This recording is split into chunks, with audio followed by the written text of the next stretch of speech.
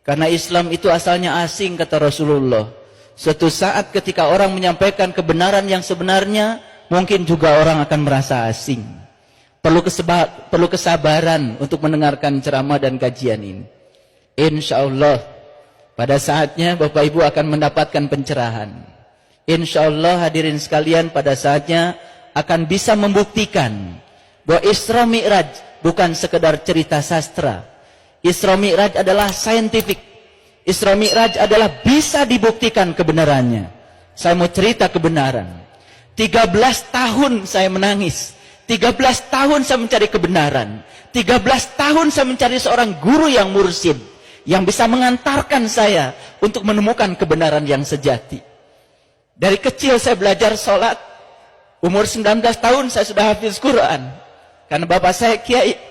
Semakin saya membaca Quran, semakin dalam membaca Quran, saya semakin tidak bisa tidur. Semakin gelisah batin ini. Katanya Allah ada bersama dengan kita. Lebih dekat kepada kita daripada urat leher kita. Tapi kita belum bisa membuktikannya. Katanya Allah bersama dengan kita. Tapi sholat saya selama itu tidak pernah bisa khusyuk. Rakaat demi rakaat dilakukan. Tetapi apa yang saya ingat, apa yang saya sembah, saya tidak mengerti. Saya membaca Quran surat Al-Ma'un. Ara'aital ladzi yukadzibu biddin. Celakalah para pendusta agama. Fazalikal ladzi yad'ul yatim. Yang menelantarkan yatim. Siapa yatim itu sesungguhnya?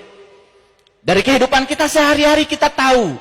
Yang namanya yatim adalah mereka yang tak beribu, yang tak berbapa. Tapi begitu saya membuka lembaran-lembaran kitab yang hakiki, ternyata yatim bukan yang tak beribu, tak berbapa. Bukan manusia yang namanya yatim. Yang tak beribu, yang tak berbapa bukan manusia. Setiap manusia yang lahir ke dunia pasti ada ibunya, pasti ada bapaknya. Betul? Cuman ada yang sudah meninggal, ada yang masih hidup. Siapa yatim itu sesungguhnya? Yang tak beribu, yang tak berbapa. Berarti yang yatim adalah yang tidak pernah dilahirkan. Siapa yang tidak pernah dilahirkan? Yang tidak pernah dilahirkan adalah jiwa kita. Yang tidak pernah dilahirkan adalah diri sejati kita. Itu yang tidak pernah dilahirkan. Itulah diri kita yang sebenarnya. Yang ditiupkan langsung oleh Allah. Fa'idha sawaituhu wa nafakhtu fihi min ruhi faqaulahu sajidin. Dan ketika aku telah selesai menciptakan tubuhmu, aku tiupkan ruhku. Itu yang yatim. Itu yang banyak ditelantarkan oleh kita. Salat kita cuma raganya saja. Jiwa kita di mana? Cipta kita di mana? Rasa kita di mana? Kita tidak pernah berhubungan dengan yang tiga. Hanya berhubungan dengan raga saja. Lalu banyak rakaat yang dilakukan. Tapi rakaat demi rakaat tidak membuat kesadaran kita semakin hari semakin bertambah. Tetap sakit hati kalau diomongin orang. Tetap marah ketika orang marah kepada kita. Tetap reaktif kepada situasi yang tidak kita inginkan. Tidak pernah nyaman dalam kontradiksi. Kalau kita nyaman ketika kita mendapatkan yang kita ingin, itu biasa. Tapi kalau kita tetap nyaman dalam kontradiksi, mendapatkan yang tidak kita inginkan, tetap nyaman, itu ukuran spiritual. Disitulah ukurannya akhlak kita. Salat bukan tujuan. Tujuan kita adalah akhlak. Nabi Muhammad menjadikan salat sebagai sarana untuk membangun akhlak.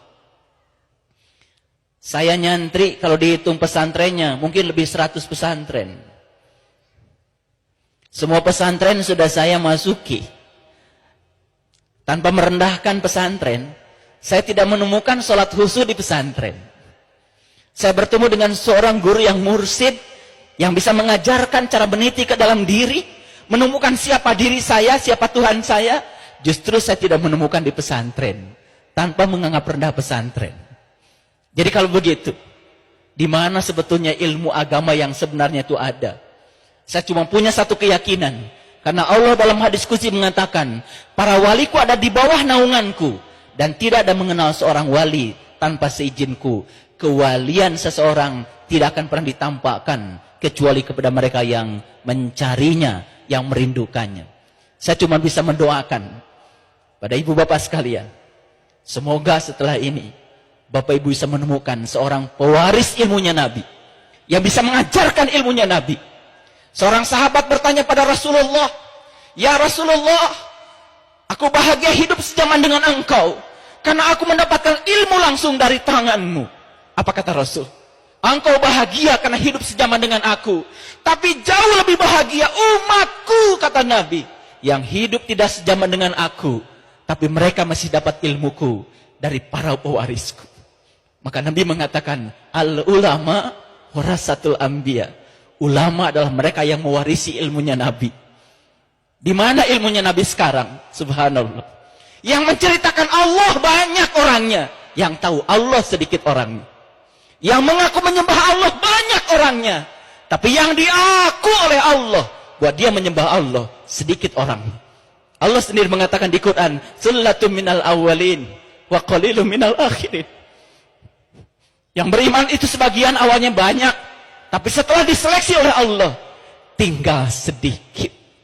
Makanya di dalam Al-Kahfi dikatakan, tinggalkan kebanyakan orang, cari gua yang bisa memberikan keselamatan.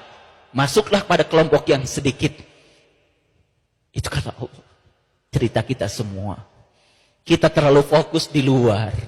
Kalau ditanya ibu bapak, siapa ibu bapak? Pasti akan berbicara tubuh. Padahal ibu bapak yang sebenarnya bukan yang tubuh, yang dibalik tubuh.